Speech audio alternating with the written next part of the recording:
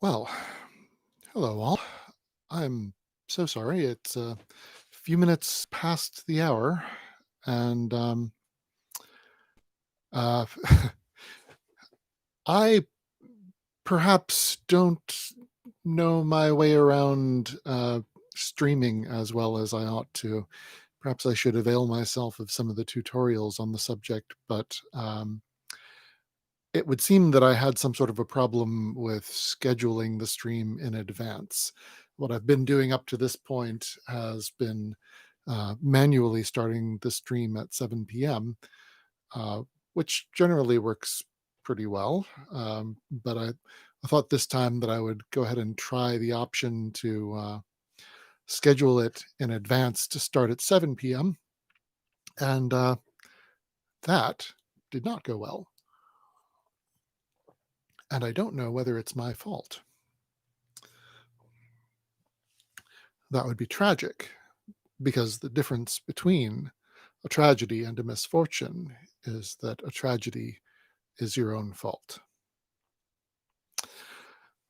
So here we are now. At this time, it looks like there is no one seeing the stream, but perhaps they will catch up in a little bit. Or they are waiting for my 7 p.m. stream just to begin, and they won't know until much, much later that anything has occurred. But here we are now. It's almost 2 minutes into the stream, and um, more than 5 minutes since all of this should have begun. So let's begin. Tonight we are continuing our ongoing cold reading of Charles Dickens' Bleak House. We are not quite a third of the way into it. It's a story with 67 chapters. Bless your heart, Charlie. Uh, and we tonight will be reading from chapter 20,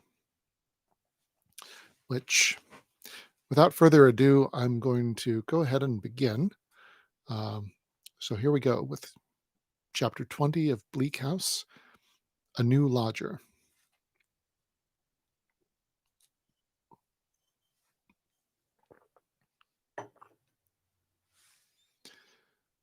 The long vacation saunters on towards term time, like an idle river very leisurely strolling down a flat country to the sea. Mr. Guppy saunters along with it congenially. He has blunted the blade of his penknife and broken the point off by sticking that instrument into his desk in every direction. Not that he bears the desk any ill will, but he must do something, and it must be something of an unexciting nature which will lay neither his physical nor his intellectual energies under too heavy contribution. He finds that nothing agrees with him so well as to make little gyrations on one leg of his stool and stab his desk and gape. Kenge and Carboy are out of town, and the articled clerk has taken out a shooting license and gone down to his father's, and Mr. Guppy's two fellow stipendiaries are away on leave.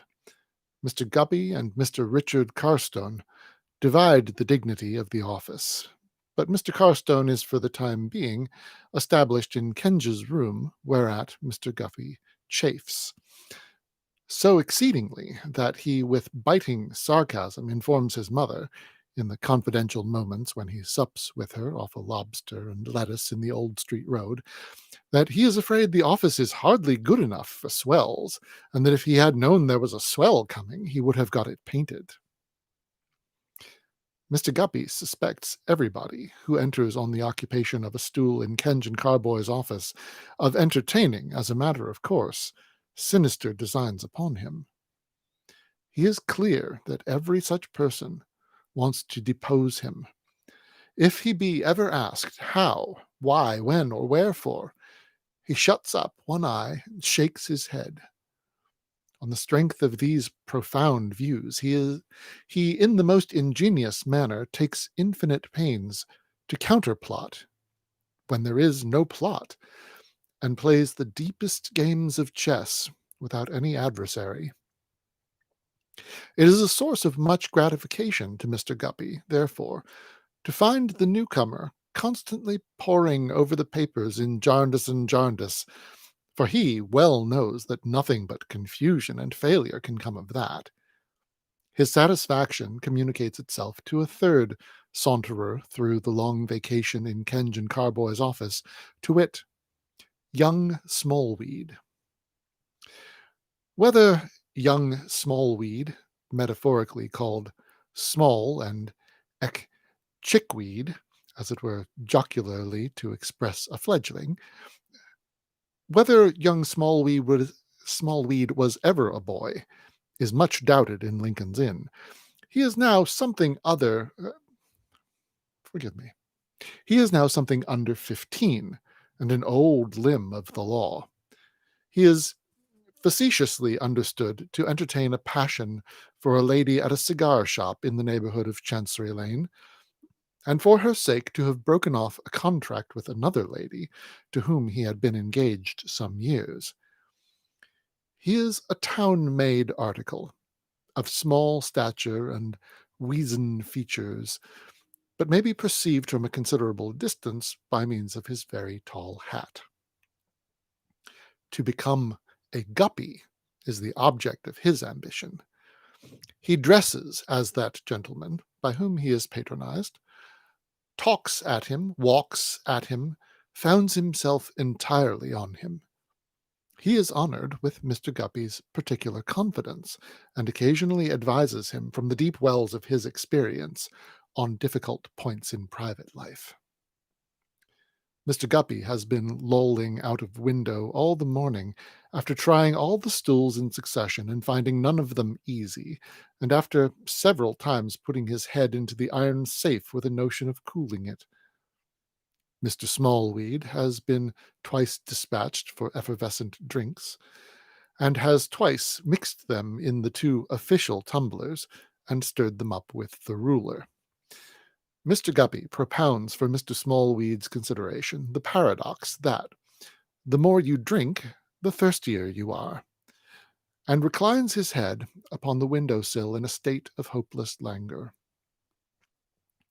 While thus looking out into the shade of Old Square, Lincoln's Inn, surveying the intolerable bricks and mortar, Mr. Guppy becomes conscious of a manly whisker emerging from the cloistered walk below, and turning itself up in the direction of his face. At the same time, a low whistle is wafted through the inn, and a suppressed voice cries, "Hit, Guppy!" "Why, you don't mean it," says Mr. Guppy, aroused. "Small, here's Jobling." Small's head looks out of the window too, and nods to Jobling. "Where have you sprung up from?" inquires Mr. Guppy. "From the market gardens down by Deptford. I can't stand it any longer. I must enlist, I say. I wish you'd lend me half a crown.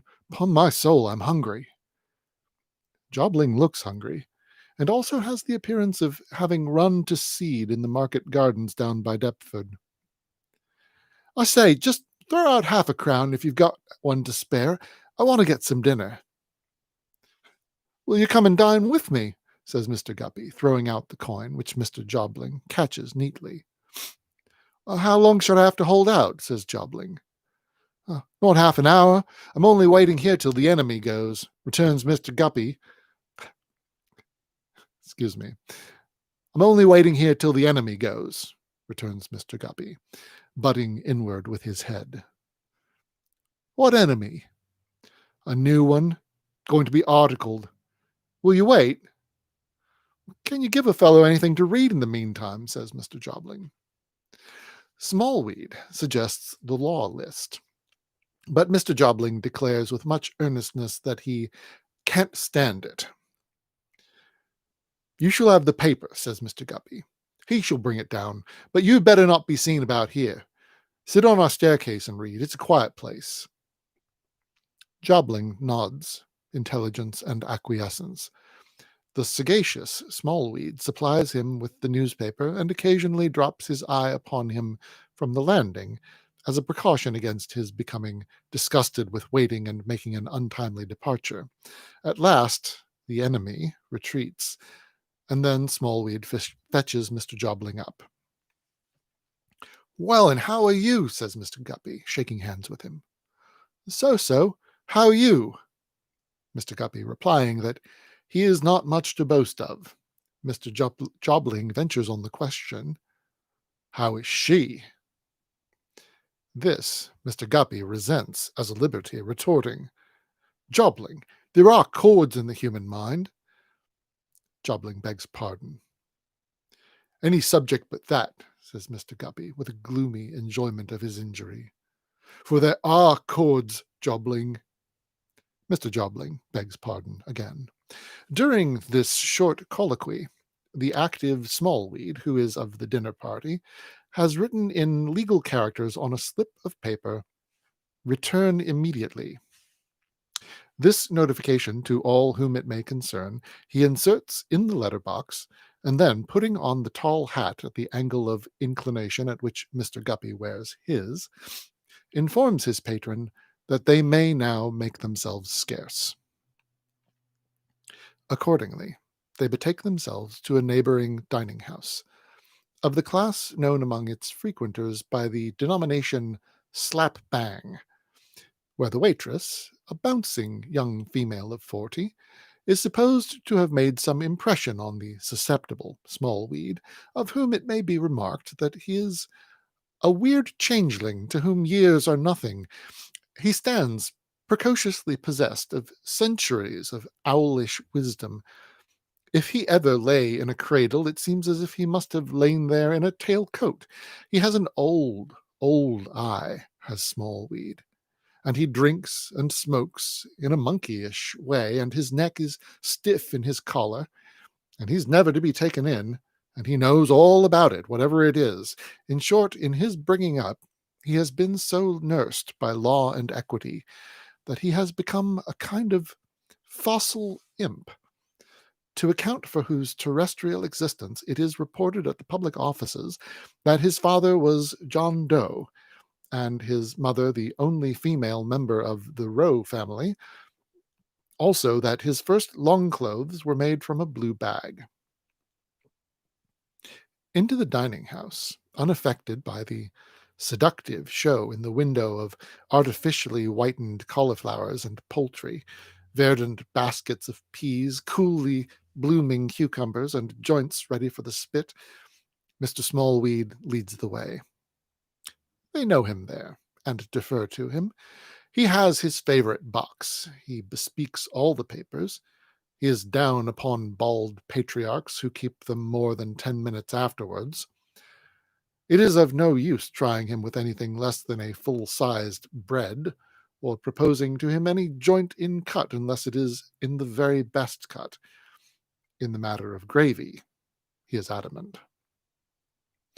Conscious of his elfin power, and submitting to his dread experience, Mr. Guppy consults him in the choice of that day's banquet, turning an appealing look towards him as the waitress repeats the catalogue of viands, and saying, "What do you take, Chick?" Chick, out of the profundity of his artfulness, preferring, "Veal and ham and French beans. Don't you forget the stuffing, Polly," with an unearthly cock of his venerable eye. Mr. Guppy and Mr. Jobling give the like order. 3 pint pots of half and half are superadded. Quickly the waitress returns, bearing what is apparently a model of the Tower of Babel, but what is really a pile of plates and flat tin dish covers. Mr. Smallweed, approving of what is set before him, conveys intelligent benignity into his ancient eye, and winks upon her. Then, amid a constant coming in and going out and running about, and a clatter of crockery, and a rumbling up and down of the machine which brings the nice cuts from the kitchen, and a shrill crying for more nice cuts down the speaking pipe, and a shrill reckoning of the cost of nice cuts that have been disposed of, and a general flush and steam of hot joints, cut and uncut, and a considerably heated atmosphere in which the soiled knives and tablecloths seemed to break out spontaneously into eruptions of grease and blotches of beer, the legal triumvirate appeased their appetites. Mr. Jobling is buttoned up closer than mere adornment might require. His hat presents at the rims a peculiar appearance of a glistening nature, as if it had been a favorite snail promenade. The same phenomenon is visible on some parts of his coat, and particularly at the seams. He has the faded appearance of a gentleman in embarrassed circumstances. Even his light whiskers droop with something of a shabby air. His appetite is so vigorous that it suggests spare living for some little time back. He makes such a speedy end of his plate of veal and ham, bringing it to a close while his companions are yet midway in theirs, that Mr. Guppy proposes another. "Thank you, Guppy," says Mr. Jobling. "I really don't know but what I will take another." Another being brought, he falls to with great goodwill. Mr. Guppy takes silent notice of him at intervals, until he is halfway through this second plate and stops to take an enjoying pull at his pint pot of half and half, also renewed, and stretches out his legs and rubs his hands. Beholding him in which glow of contentment, Mr. Guppy says, "You're a man again, Tony." "Well, not quite yet," says Mr. Jobling. "Say, just born." "Will you take any other vegetables? Grass, peas, summer cabbage?" "Thank you, Guppy," says Mr. Jobling. "I really don't know but what I will take summer cabbage."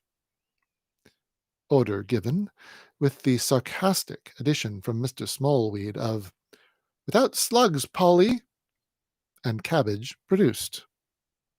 "I'm growing up, Guppy," says Mr. Jobling, plying his knife and fork with a relishing steadiness. "Glad to hear it. In fact, I've just turned into my teens," says Mr. Jobling. He says no more until he has performed his task, which he achieves as Messrs. Guppy and Smallweed finish theirs, thus getting over the ground in excellent style and beating those two gentlemen easily by a veal and ham and a cabbage. "Now, Small," says Mr. Guppy, "what would you recommend about pastry?" "Marrow puddings," says Mr. Smallweed instantly. "Aye, aye," cries Mr. Jobling with an arch look. "You're there, are you?" "Thank you, Mr. Guppy, I don't know but what I will take a marrow pudding." 3 marrow puddings being produced, Mr. Jobling adds in a pleasant humour that he is coming of age fast. To these succeed, by command of Mr. Smallweed, 3 Cheshires, and to those 3 small rums. This apex of the entertainment happily reached, Mr. Jobling puts up his legs on the carpeted seat, having his own side of the box to himself, leans against the wall, and says, "I'm grown up now, Guppy. I have arrived at maturity." "What do you think now," says Mr. Guppy, "about— you don't mind Smallweed?" "Not the least in the world. I have the pleasure of drinking his good health." "Sir, to you," says Mr. Smallweed. "As I was saying, what do you think now," pursues Mr. Guppy, "of enlisting?" "Well, what I may think after dinner," returns Mr. Jobling, "is one thing, my dear Guppy, and what I may think before dinner is another thing. Still, even after dinner, I ask myself the question, what am I to do? How am I to live? Ill for manger, you know," says Mr. Jobling, pronouncing that word as if he meant a necessary fixture in an English stable. "Il faut manger. That's the French saying, and mangering is as necessary to me as it is to a Frenchman, or more so." Mr. Smallweed is decidedly of opinion, much more so. "If any man had told me," pursues Jobling, "even so lately as when you and I had the frisk down in Lincolnshire, Guppy, and drove over to see that house at Castlewald, Mr. Smallweed corrects him. Chesneywold. Chesneywold. Thank my honourable friend for that cheer. If any man had told me then that I should be as hard up at the present time as I literally find myself, I should have, well, I should have pitched into him, says Mr. Jobling, taking a little rum and water with an air of desperate resignation. Should have let fly at his head. Still, Tony, you were on the wrong side of the post then, remonstrates Mr. Guppy. You were talking about nothing else in the gig. Guppy, says Mr. Jobling, I will not deny it. I was on the wrong side of the post, but I trusted to things coming round. That very popular trust in flat things coming round, not in their being beaten round or worked round, but in their coming round, as though a lunatic should trust in the world's coming triangular. I had confident expectations that things would come round and be all square, says Mr. Jobling, with some vagueness of expression and perhaps of meaning too. But I was disappointed. They never did. And when it came to creditors making rows at the office and to people that the office dealt with making complaints about dirty trifles of borrowed money, why, there was an end to that connection. And of any new professional connection too, for if I was to give a reference tomorrow, it would be mentioned. It would sew me up. Then what's a fellow to do? I've been keeping out of the way and living cheap down about the market gardens, but what's the use of living cheap when you've got no money? You might as well live dear.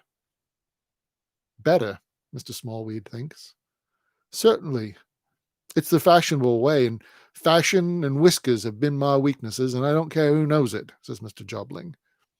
They are great weaknesses. Damn me, sir, they are great.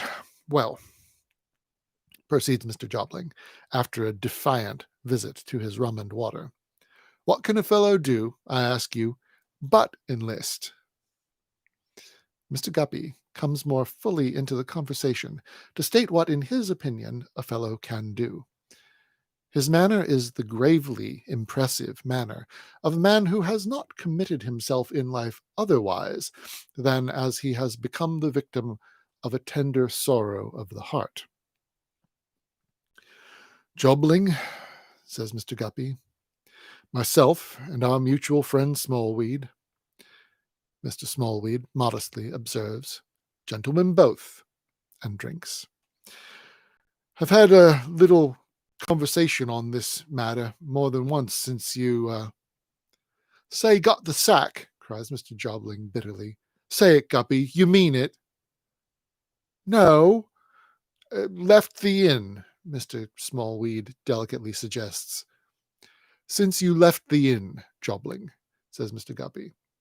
And I have mentioned to our mutual friend Smallweed a plan I've lately thought of proposing. You know Snagsby, the stationer. Oh, no, there is such a stationer, returns Mr. Jobling. Well, he was not ours, and I'm not acquainted with him. He is ours, Jobling, and I am acquainted with him, Mr. Guppy retorts. Well, sir, I've lately become better acquainted with him through some accidental circumstances that have made me a visitor of his in private life. Those circumstances, it is not necessary to offer in argument. They may or they may not have some reference to a subject which may or may not have cast its shadow on my existence. As it is Mr. Guppy's perplexing way, with boastful misery, to tempt his particular friends into this subject, and the moment they touch it, to turn on them with that trenchant severity about the chords in the human mind, both Mr. Jobling and Mr. Smallweed decline the pitfall by remaining silent. Such things may be, repeats Mr. Guppy, or they may not be. They are no part of the case. It is enough to mention that both Mr. and Mrs. Snagsby are very willing to oblige me, and that Snagsby has, in busy times, a good deal of copying work to give out. He has all of Tulkinghorn's, and an excellent business besides. I believe if our mutual friend Smallweed were put into the box, he could prove this. Mr. Smallweed nods, and appears greedy to be sworn. Now, gentlemen of the jury, says Mr. Guppy, I mean now, Jobling, You may say this is a poor prospect of a living, granted, but it's better than nothing, and better than enlistment. You want time. There must be time for these late affairs to blow over.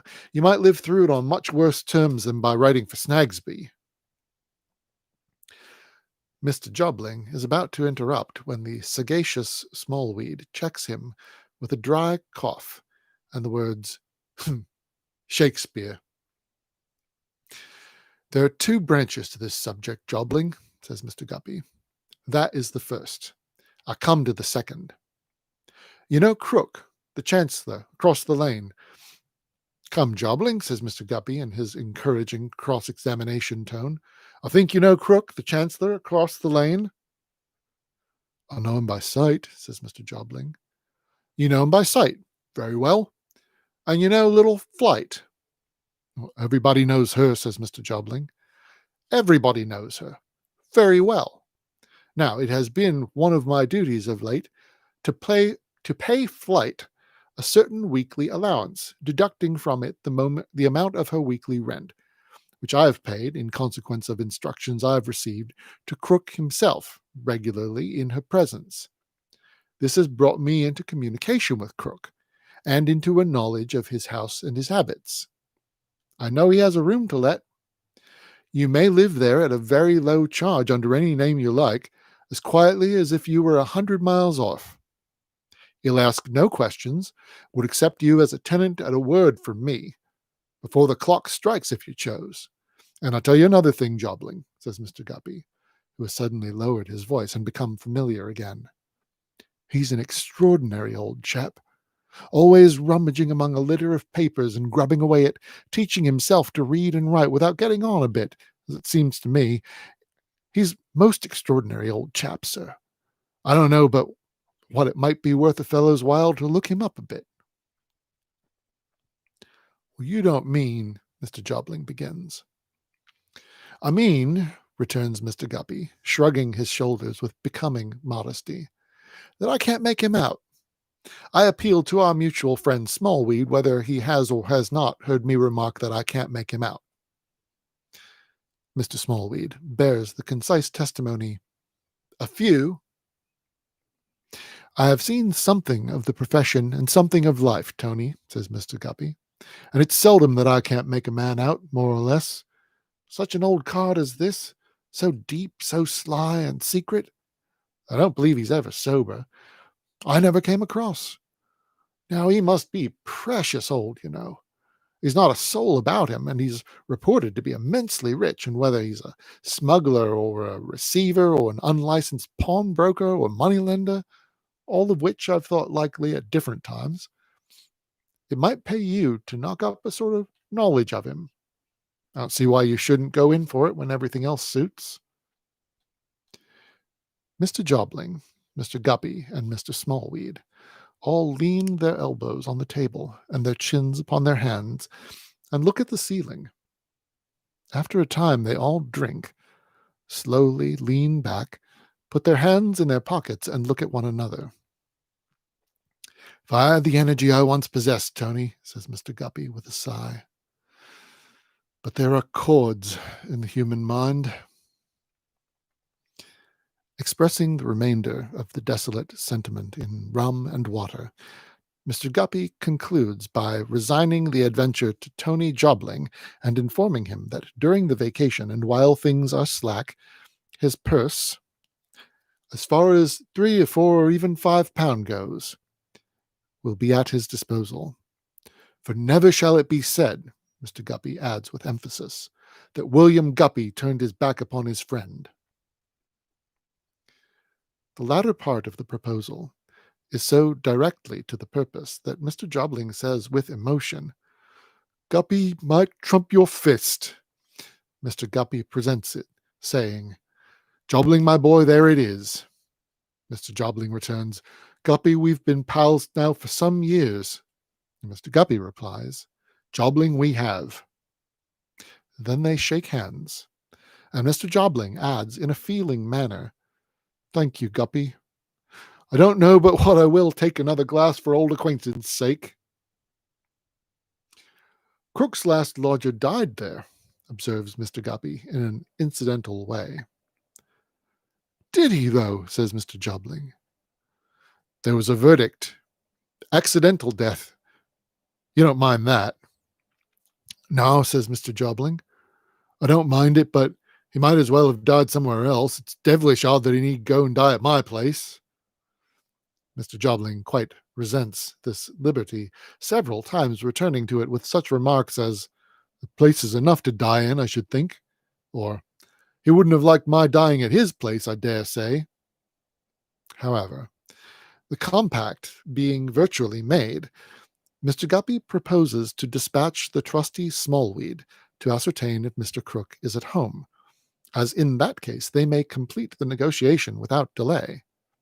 Mr. Jobling approving, Smallweed puts himself under the tall hat and conveys it out of the dining rooms in the Guppy manner. He soon returns with the intelligence that Mr. Crook is at home, and that he has seen him through the shop door sitting in the back premises, sleeping like 1 o'clock. Then I'll pay, says Mr. Guppy. I will go and see him. Small, what will it be? Mr. Smallweed, compelling the attendance of the waitress with one hitch of his eyelash, instantly replies as follows. 4 veals and hams is 3, and 4 potatoes is 3 and 4. 1 summer cabbage is 3 and 6. 3 marrows is 4 and 6, and 6 breads is 5, and 3 cheshires is 5 and 3, and 4 half pints of half and half is 6 and 3, and 4 small rums is 8 and 3, and 3 pollies is 8 and 6. 8 and 6 in half a sovereign, Polly, and 18 pence out. Not at all excited by these stupendous calculations, Smallweed dismisses his friends with a cool nod, and remains behind to take a little admiring notice of Polly, as opportunity may serve, and to read the daily papers, which are so very large in proportion to himself shorn of his hat, that when he holds up the Times to run his eye over the columns, he seems to have retired for the night and disappeared under the bedclothes.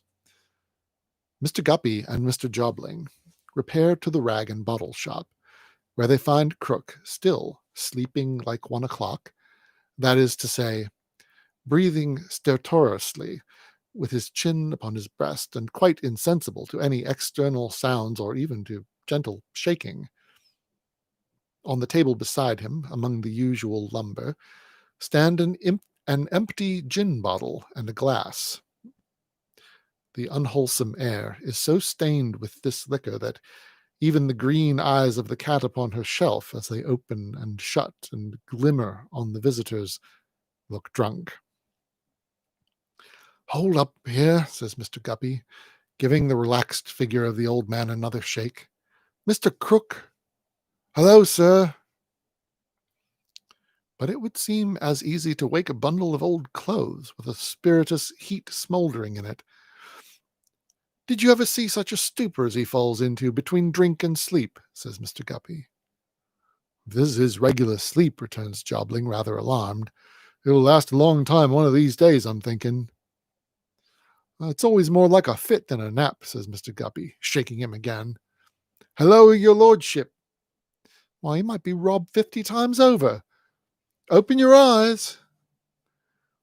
After much ado, he opens them, but without appearing to see his visitors or any other objects, though he crosses one leg on another and folds his hands and several times closes and opens his parched lips. He seems to all intents and purposes as insensible as before. He's alive at any rate, says Mr. Guppy. How are you, my Lord Chancellor?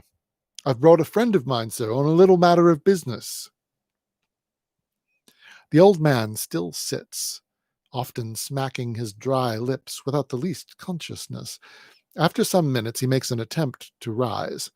They help him up, and he staggers against the wall and stares at them. How do you do, Mr. Crook?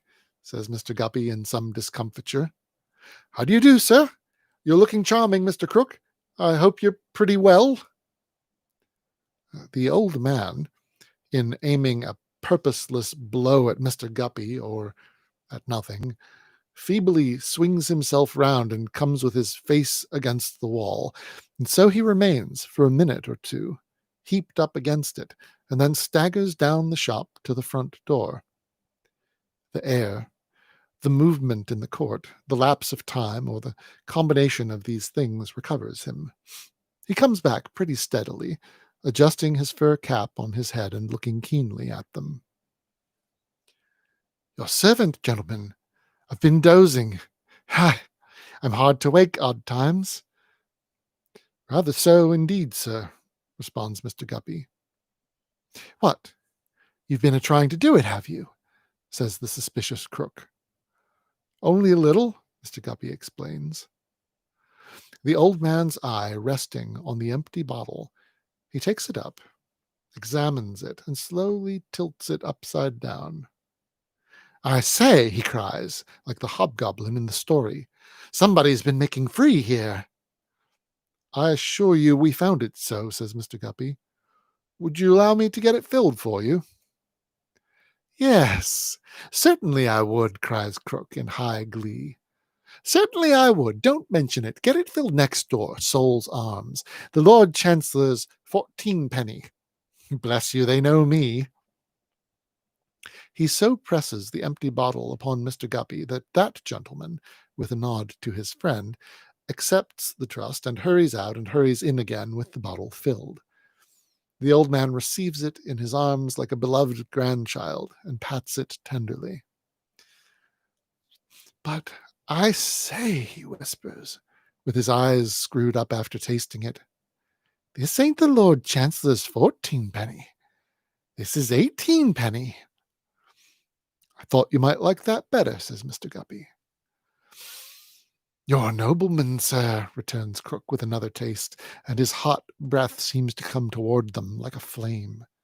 "You're a baron of the land." Taking advantage of this auspicious moment, Mr. Guppy presents his friend under the impromptu name of Mr. Weevil, and states the object of their visit. Crook, with his bottle under his arm, he never gets beyond a certain point of either drunkenness or sobriety, takes time to survey his proposed lodger, and seems to approve of him. "You'd like to see the room, young man," he says. "It's a good room. Been whitewashed, been cleaned down with soft soap and soda. It's worth twice the rent, letting alone my company when you want it, and such a cat to keep the mice away." Commending the room after this manner, the old man takes them upstairs, where indeed they do find it cleaner than it used to be, and also containing some old articles of furniture which he has dug up from his inexhaustible stores. The terms are easily concluded, for the Lord Chancellor cannot be hard on Mr. Guppy, associated as he is with Kenge and Carboy, Jarndyce and Jarndyce, and other famous claims on his professional consideration, and it is agreed that Mr. Weevil shall take possession on the morrow. Mr. Weevil and Mr. Guppy then repair to Cook's Court, Cursitor Street, where the personal introduction of the former to Mr. Snagsby is effected, and, more important, the vote and interest of Mrs. Snagsby are secured. They then report progress to the eminent Smallweed, waiting at the office in his tall hat for that purpose, and separate, Mr. Guppy explaining that he would terminate his little entertainment by standing treat at the play, but that there are chords in the human mind which would render it a hollow mockery.